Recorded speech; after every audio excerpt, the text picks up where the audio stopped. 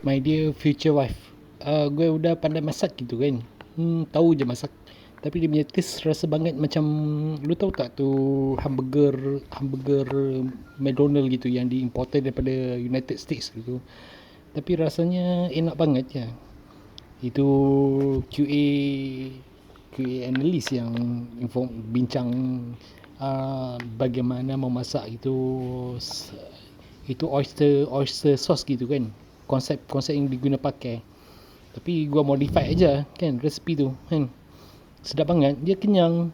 Ya udah, sekali makan ke dua kali makan sehari pun sudah cukup kan. Udah pandai banget lah. Mau cuba ke my future wife kan? Makasih ya, enjoy je, gua mau makan-makan ni.